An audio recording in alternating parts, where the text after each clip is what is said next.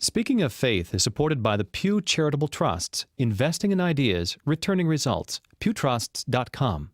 Additional support is provided by the John Templeton Foundation and the Corporation for Public Broadcasting.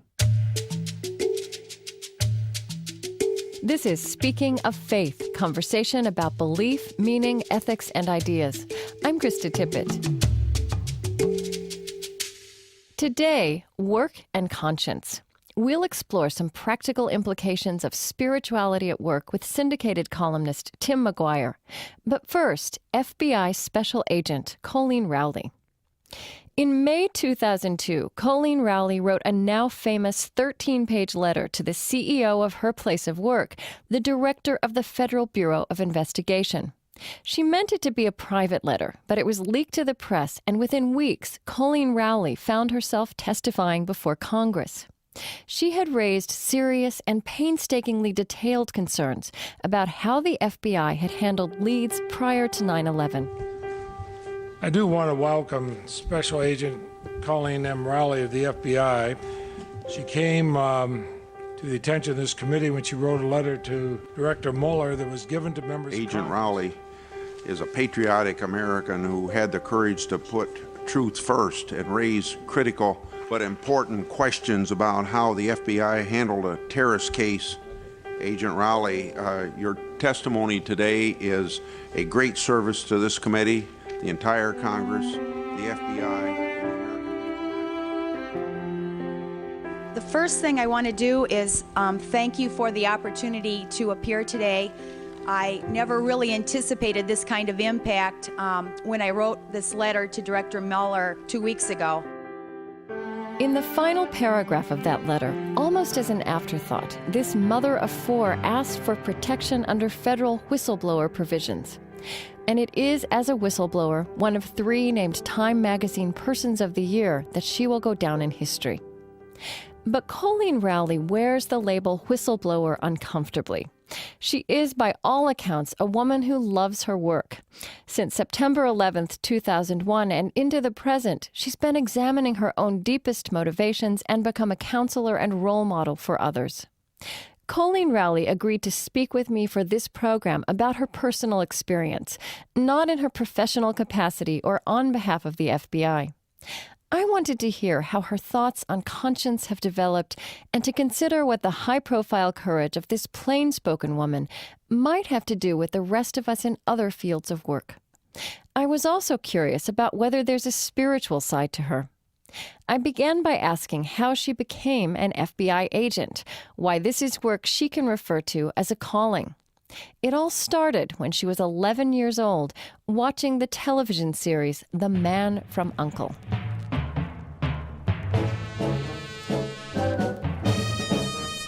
There was a column in our newspaper that answered questions about television shows. So I wrote to this newspaper and I said, when I grow up, I want to join U-N-C-L-E. And then they wrote back in the paper and said, well, U-N-C-L-E is a fictional entity. They're the good guys fighting against evil spies. But in the United States, we have something similar called the FBI. And then they gave me the address. And then I turned around and wrote the letter to the FBI. At the time, they sent me this 99 facts about the FBI, and one of the questions in the 99 facts was, why can't women become FBI agents? And, really? Yeah, and then there was a very elaborate, contrived response about how the job was too difficult and demanding, and you had to be able to dominate the situation. I can't quite remember it all, but it was very creative writing exercise. And I remember even at that age, when I was like 5th or 6th grade, I read this and said, oh, how stupid. That'll change by the time I grow up. And of course it did. FBI Special Agent Coleen Rowley. On September 11th, 2001, she had been an FBI agent for 20 years, from Minnesota to New York City to London. She was serving at that time as legal counsel in the FBI's Minneapolis bureau. She and her colleagues watched the Twin Towers fall with a special burden of regret. For many months, they had been pushing FBI Washington, D.C. headquarters without success to allow them to investigate Zacarias Moussaoui, now the only suspect to be facing trial in this country for the 9/11 hijackings. Moussaoui aroused the concerns of a flight instructor after paying thousands of dollars in cash to take a flight simulator course for a Boeing 747. FBI agents in Rowley's office followed the lead and turned him over to immigration authorities on a visa violation. FBI headquarters claimed the Minneapolis Bureau had insufficient probable cause even to request a search of his laptop. The laptop, it later transpired, contained files on crop dusting and commercial flight simulations. Coleen Rowley believed that an investigation of Moussaoui might have unraveled the 9/11 plot. And in the days following the attacks, she became increasingly irate as she watched the FBI deny that there had been any leads that might have made a difference. She continues to disagree. Yeah, the sad thing, of course, is not only the fact of the 9/11 attacks, but then everything that has almost seemed like a cascade, kind of a domino effect, all of the various things that have happened since, to include the government investigations of 9/11, to include maybe even the Iraq War, the war on terrorism, all of the actions that have now been taken in that respect. These all have stemmed from those attacks. And to the extent that if you feel that you could have done anything more that might have stopped it, it puts a tremendous burden or a tremendous it's just something I would love to see this end. I would love to see the endless parade of things that are happening as a result of 9/11. Unfortunately, in a realistic sense, I don't think it's going to happen. I think we're going to be dealing with the ramifications of 9/11 for a long, long time. And in my own responsibility for perhaps not having tried harder, it's greatly affected me. It's also affected everything I've done since that time. Time magazine wrote that when Rowley upbraided her beloved FBI in a secret 13-page memo, she thought she was on a private rescue mission. In her view, it was not a reprimand, but an act of redemption. Now that's a religious word, and I wonder if you would have used that kind of language, if that is the understanding you had.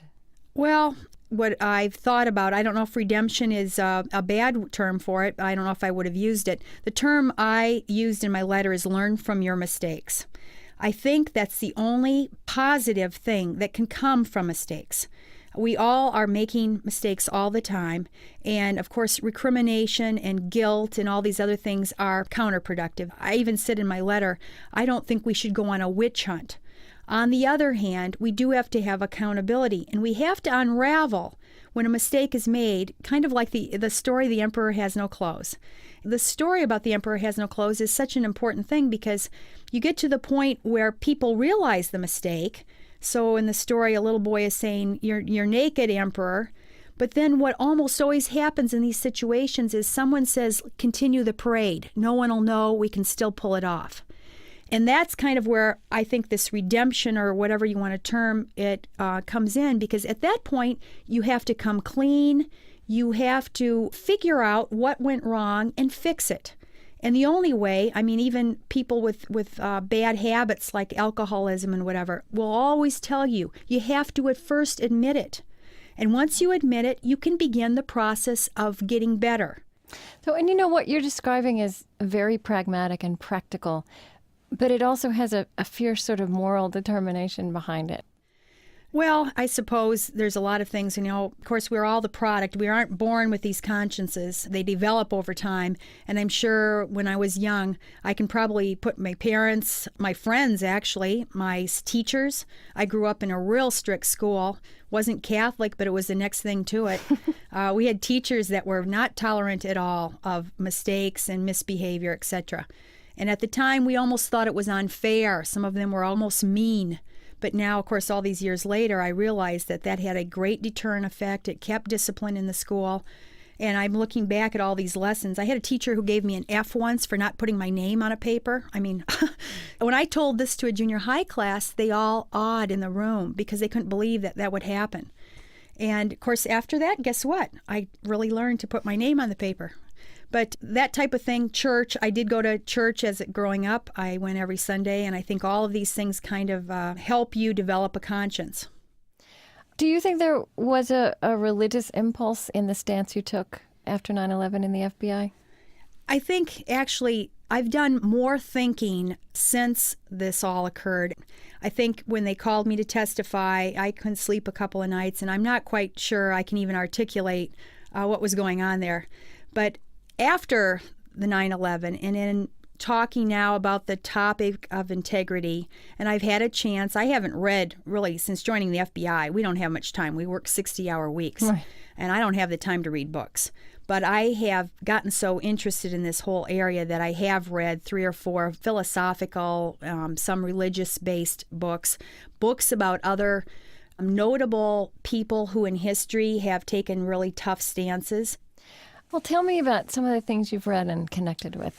Well, the couple of books, Fulton Sheen has a book called The Cross and the Beatitudes that someone gave me after I talked about legal ethics, of all things. Mm-hmm. And I've read this book, and it's got profound things in it, of course.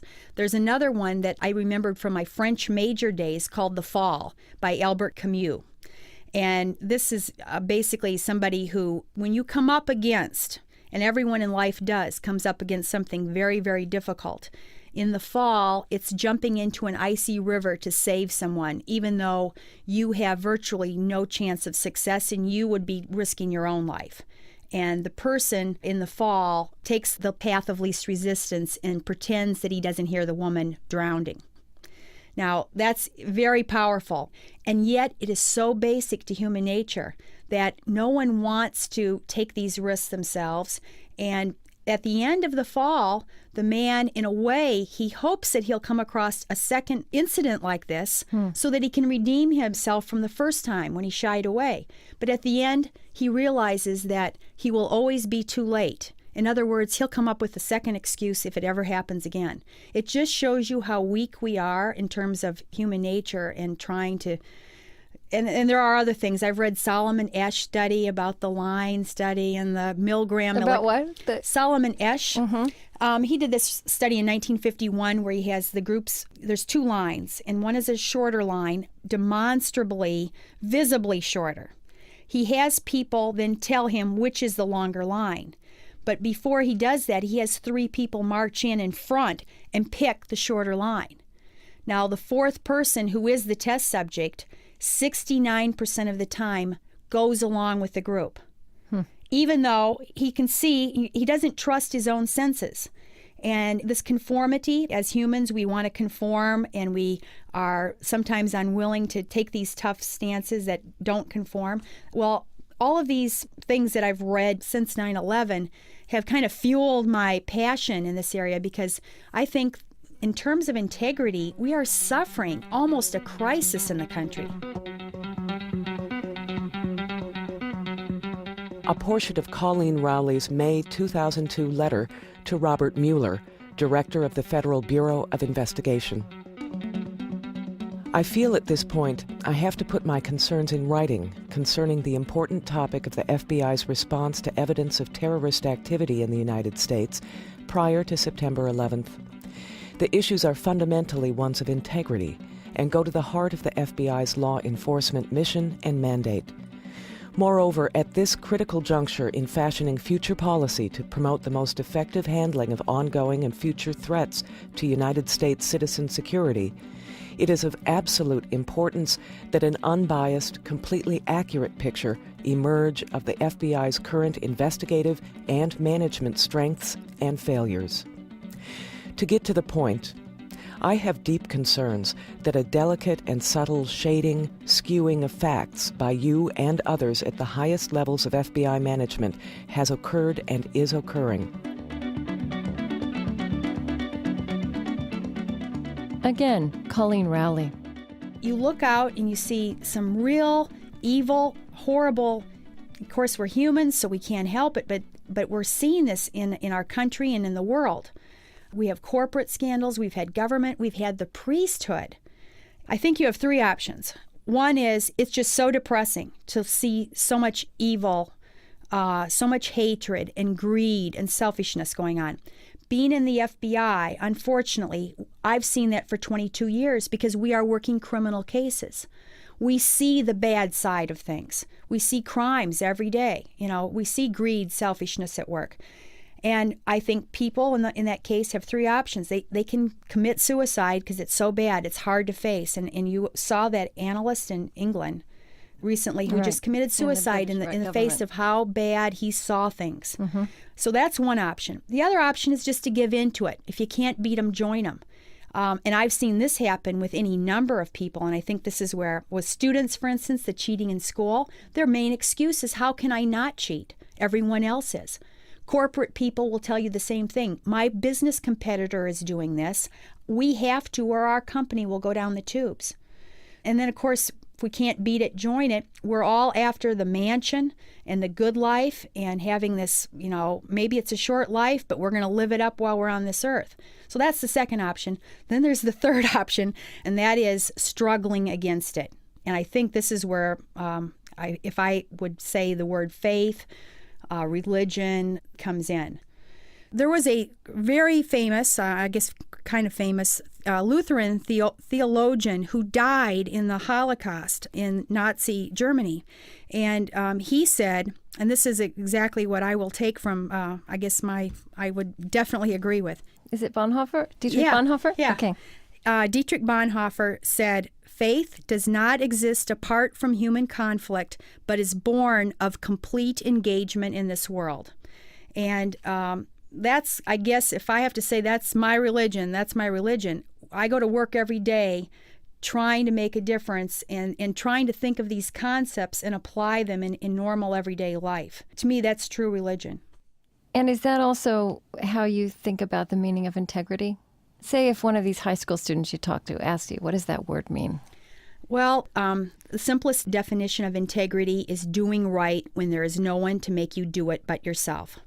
Another simple way of looking at it is self-policing. I talked yesterday to a group of 500. It was the Women in Federal Law Enforcement conference.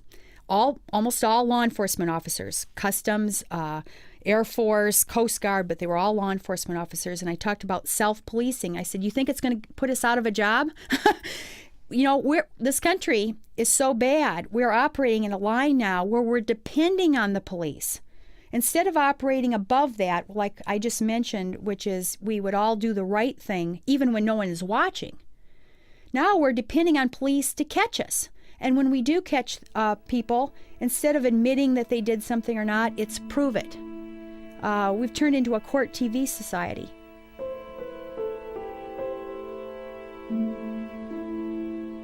From a footnote in Coleen Rowley's May 21, 2002 memo to FBI Director Robert Mueller. By the way, let me furnish you the Webster's definition of careerism, the policy or practice of advancing one's career, often at the cost of one's integrity. Maybe that sums up the whole problem.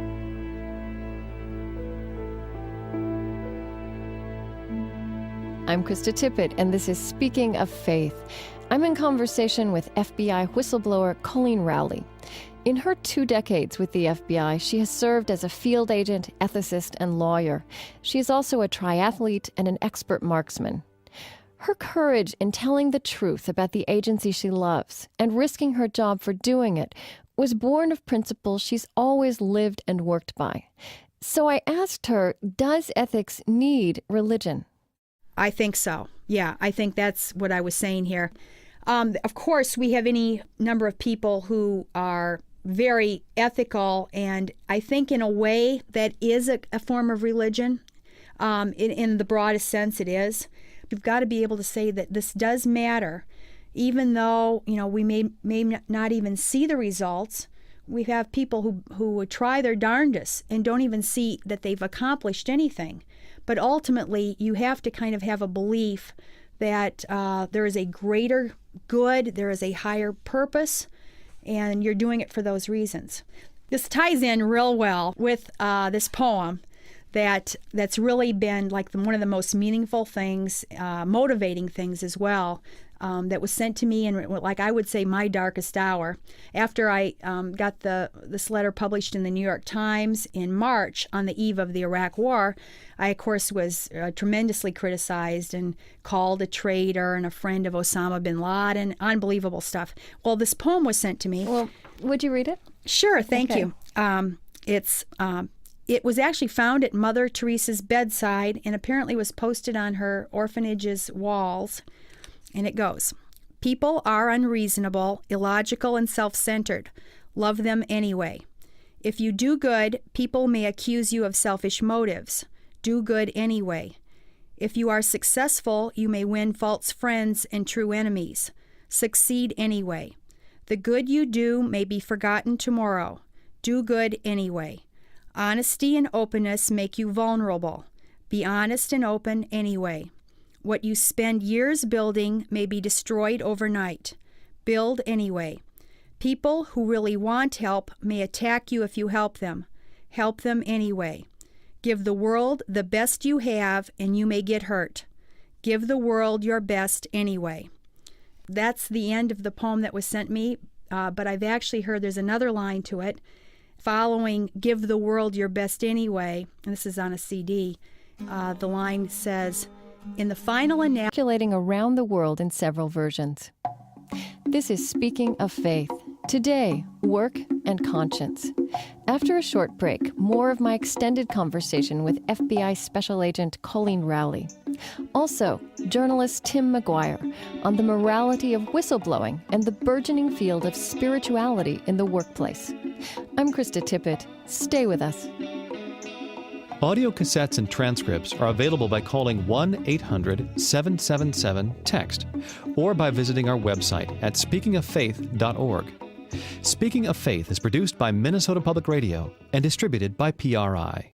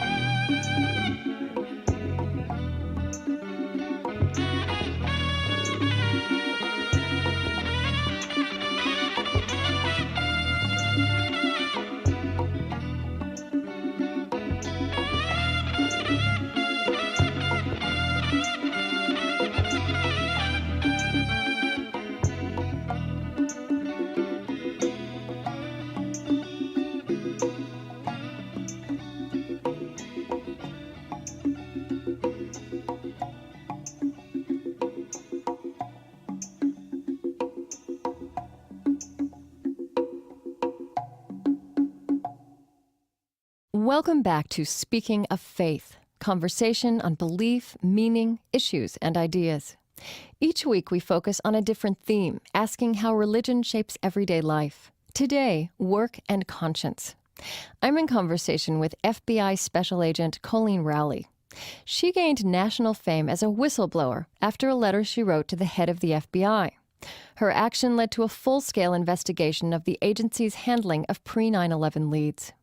She shared the honor of Time Magazine Person of the Year with two corporate whistleblowers, Sharon Watkins of Enron and Cynthia Cooper of WorldCom.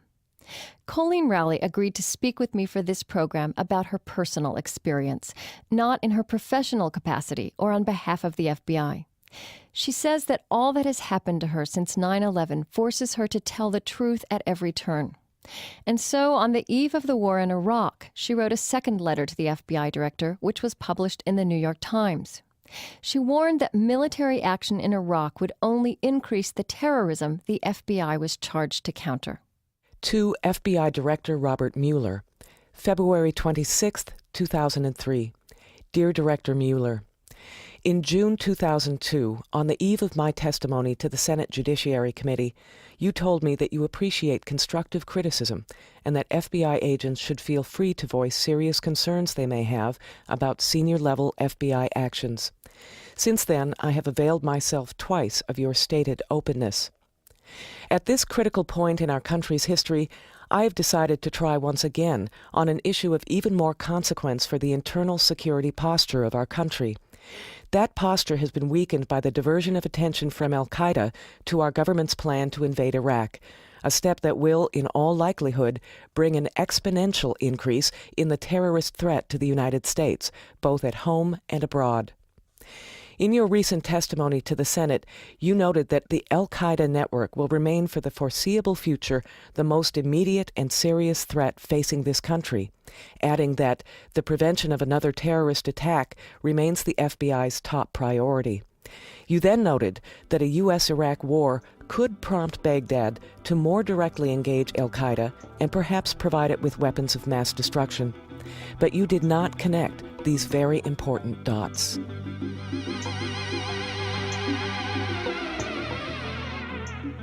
Here again is Coleen Rowley.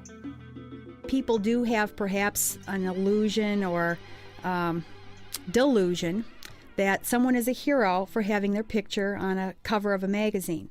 And I disagree. I think everyone has that potential in themselves to do the right thing and then be a hero. That's why when I talk about this and tell people, we're all going to be, as teachers, as corporate CEOs, as lawyers, you are going to be facing these decisions, the same type of thing, maybe to a lesser extent, maybe to a greater extent than I did.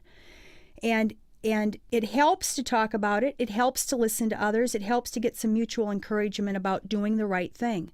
And so to the extent that I feel a kind of a calling here, and it is partly because of what's happened to me and perhaps partly because of the media, I've never felt, of course, and I totally hate the term whistleblower. I probably hate the term hero as much, and it's not deserved. I actually went back to Time magazine afterwards and I told them I just feel terrible about this. And I'm talking about the Camus book. I said, I'm going to be 95 running around one of these frozen lakes in Minnesota and see someone out on the ice, and I'm going to feel like I have to go out there and try to save them now because of this hero aspect. And I think, though, in our lives, we see these things every day.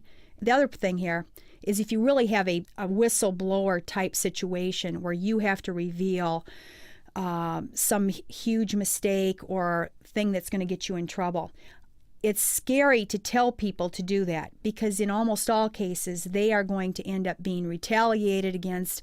I can tell you it's not a good thing. They may end up being fired, and in some respects, if you read history, there are people who end up being martyred over doing the right thing.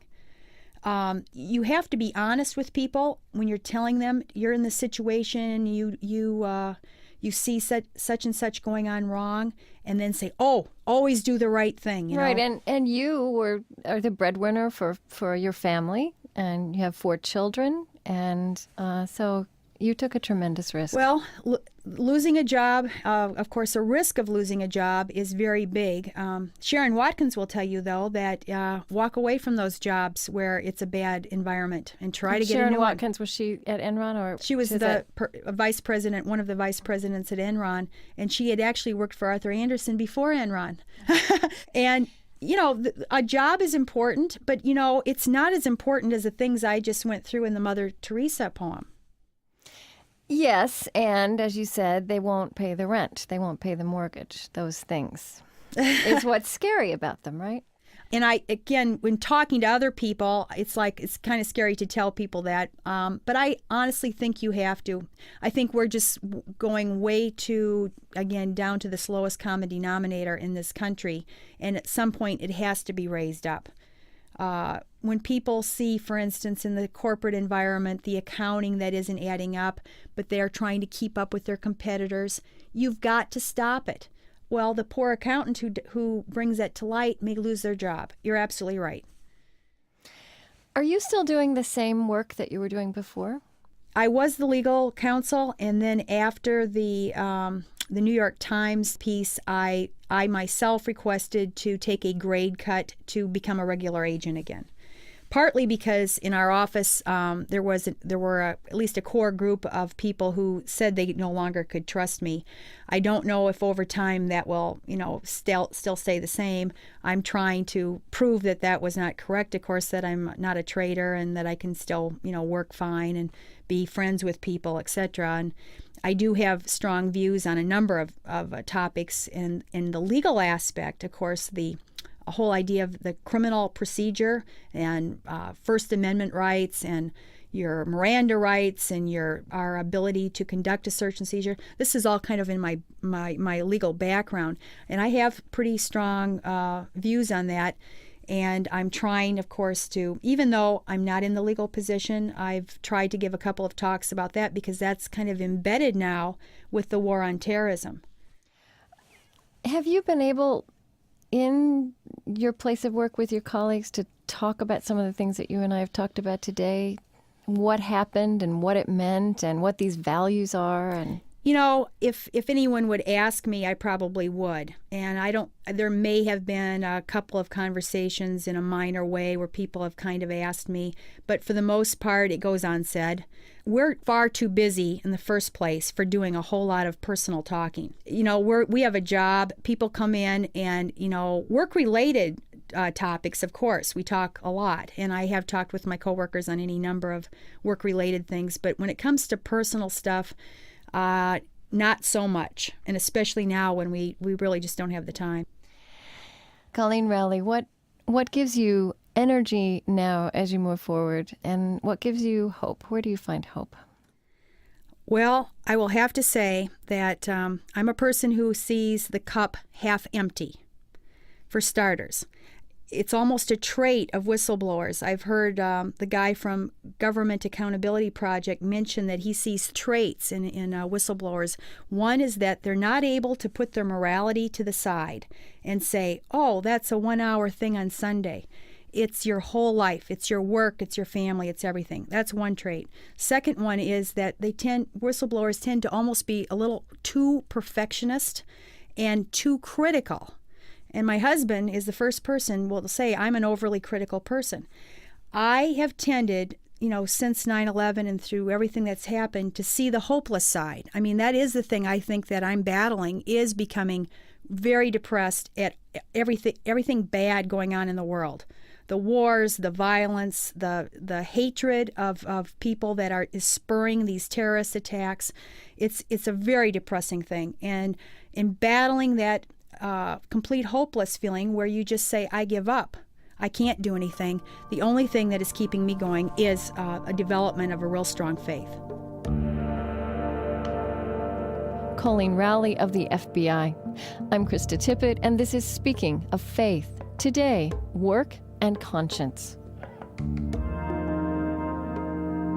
In the report of the Congressional Joint Inquiry into the terrorist attacks of September 11, 2001, National Security Council Counterterrorism Coordinator Richard Clarke said this: "We need 1,000 more Coleen Rowleys, and you are never going to get them until you provide them with some encouragement, both from the Director of the FBI, from the President of the United States, and most importantly, from the Congress." In fact, it appears that the phenomenon of whistleblowing has increased along with the better reported phenomenon of corporate scandal. The Government Accountability Project is a nonprofit organization that helps workers in corporations and government. It reports an exponential increase in whistleblowing in the past 4 years. My next guest, syndicated columnist Tim McGuire, connects the rise of conscience at work with a larger movement sometimes called spirituality in the workplace. He was a newspaper editor by the time he was in his early 30s. Later, he was president of the American Society of Newspaper Editors. And now he writes a weekly syndicated column called More Than Work, addressing ethics, spirituality, and values. He traces his interest in this field to a period in which he was searching for ways to reconcile his own conscience with his style of leadership. I had a conversation with a workplace consultant in '93 that I remember vividly, in which we were going back and forth, and I was complaining about the behavior of staff and the like. And he and I went back and forth, and he said some things. And finally, I don't remember a lot of what he said specifically, but I remember me saying, I can't just pretend to be a person of faith on Sunday and then not act it out here at work every day, can I? And he gave me this big smile like I knew you'd get it eventually. And around 1997 or so, I started some academic study in the area, and there is not a lot of academic study. There are no programs in the United States on workplace spirituality and ethics and values. There are some courses, and I've taken some of those courses, but most of it is self-taught. And what I've attempted to do with this column is to articulate, I guess, the discipline of workplace spirituality and ethics and values, and start the discussion about them. These days, that discussion is well underway. There's a growing movement reflected in book sales, seminars, and coaching. McGuire believes that it is going to reach a tipping point in the next 5 years. He has a concrete sense of how that is already playing itself out in some American companies. He says that spirituality at work is at heart about employees bringing their whole selves to work. But I wondered whether that might not get in the way of work itself. I asked Tim McGuire how he changed in concrete ways when he began to integrate his spiritual sensibility into his job. One of the things that I started with was not blaming everybody else for my troubles, and starting to put personal responsibility for myself, not only for my own happiness, my own comfort, but for the comfort of others. And started realizing that if people were frustrated, I owned a part of that, and started to work in that way. Started to look at how the golden rule plays out in the workplace. Pretty basic concept, but it would make the workplace better if we all thought more about it. And it is tricky, isn't it? I mean, we pretend like workplaces are places where we are all being professional. And in fact, everybody's humanity comes into the workplace in the same way that it's present in the family, although in some ways not as directly, which may make it even more difficult. Yeah, I think it very much is there, and we do bring all of ourselves to work, or we should. And that you will find that those places that have the highest morale and the people who feel most fulfilled are where they are allowed to bring their complete selves to work. It's when you have to start partialing your life. Your faith life belongs on Sunday, your work life belongs on Monday, your family life belongs at home, your work life is at work. That's when you start getting into emotional difficulties. That's when you start getting into anger and frustration that'll play out in a lot of ugly ways. But how do you work with the fact that if you say we're all complete human beings, we bring our whole selves to work, all of our emotions, all the things that may be happening in the rest of our lives. How do you then combine compassion and morality in drawing lines where that then gets in the way of the work? I think that some of the companies who have been successful at this have been better performers than other companies. Okay, so holding those two things as twin values. They hold them in tension with each other. Okay. A lot of companies who are successful in this area hold things in tension, that they have all these as goals. And if one gets slighted, then they're not succeeding. So I want to know from you whether that faith component makes a difference, how it makes a difference. I think it can, but it can also destroy a company, because we are a country of multiple faiths, and we always have to recognize that, and we have to celebrate multiple faiths. And that's why I put my emphasis on spirituality and not on faith. And in spirituality, you're playing to that power that you believe has created you, that is the energy behind our lives. You can call it God, you can call it Fred if you want, but most people believe in that. And if we believe that we are driven by something beyond a paycheck, beyond rising in a career, and it is something like common good and meaning and core morality, then I think we really do make our work a spiritual exercise. Some people would call those three elements, your work is a calling then. Right. work is how we spend much of, if not most of our life. It ought to be the same kind of life-giving force in our life that our family, that our hobbies, and that our joys are. It should be one of our joys. And for too many people, it is not one of our joys. You know, I think what I'm hearing you say also is that that joy or that calling is not necessarily defined by what the work is, but how people are present in their workplace as human beings. That's my argument.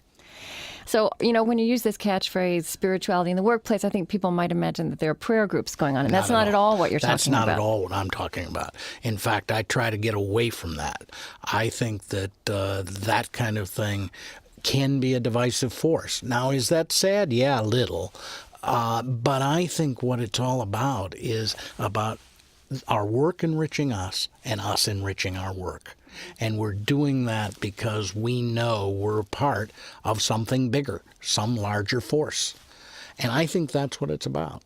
Both in boomers and in the next generations, this search for meaning is very big. They look at their work in the same way I just talked about and say, is this all there is? Is this what work really is about?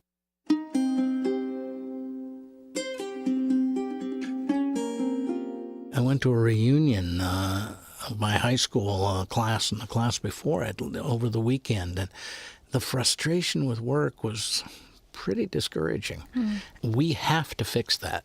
As I've said in a recent column, the system is in real trouble.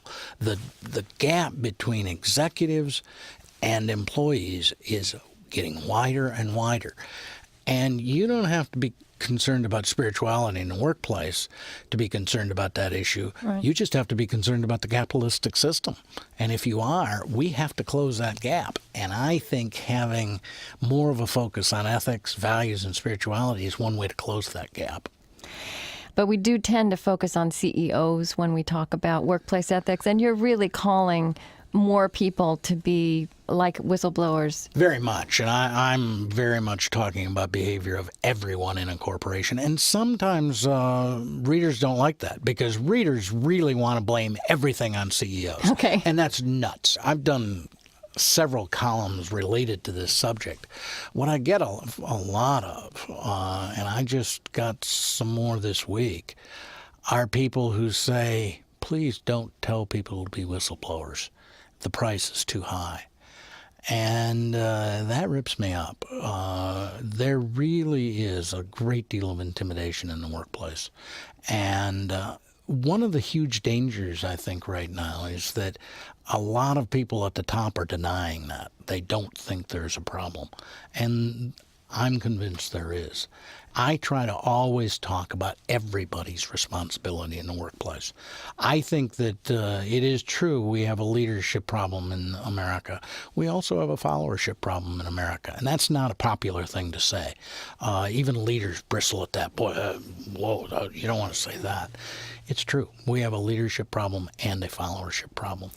And just to pull it back to this, I hear an echo in what you're saying with my conversation with Coleen Rowley, with an interview I once did with Bill George, the former CEO of Medtronic, that a true leader in this area. Yeah, a true leader in this area, and the notion that, in fact, telling the truth and facing one's own weaknesses is something that a spiritual discipline calls one to. Reconciliation, forgiveness, all of those concepts. But vulnerability is not something that especially little American boys are urged to do.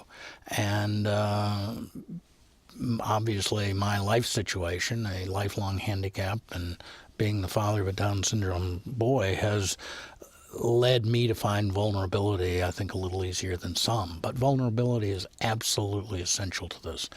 And I've been thinking about an earlier question you asked, and certainly staring at my own shortcomings as a leader has helped me pursue this area and think about it more. I'm going to ask you to read this column that you wrote, which talked about whistleblowing as a sort of phenomenon. There are these famous whistleblowers who were the Time Persons of the Year, and Coleen Rowley is somebody I've had a conversation with that's part of this hour. And again, you bring some religious language into that. So I'm just going to ask you to read that. Okay. Email writers are constantly telling me that even though their workplaces are bleak, and their bosses refuse to listen to sincere, well-intentioned feedback and advice, they are too frightened to rock the sinking corporate boat. They say nothing and do nothing. Fortunately, Cynthia Cooper of WorldCom, Coleen Rowley of the FBI, and Sharon Watkins of Enron were not afraid to rock the boat, and that's why Time magazine made them the Persons of the Year. I'm afraid most American workers are still too frightened, too reluctant, and too intimidated to even speak their minds, much less be whistleblowers.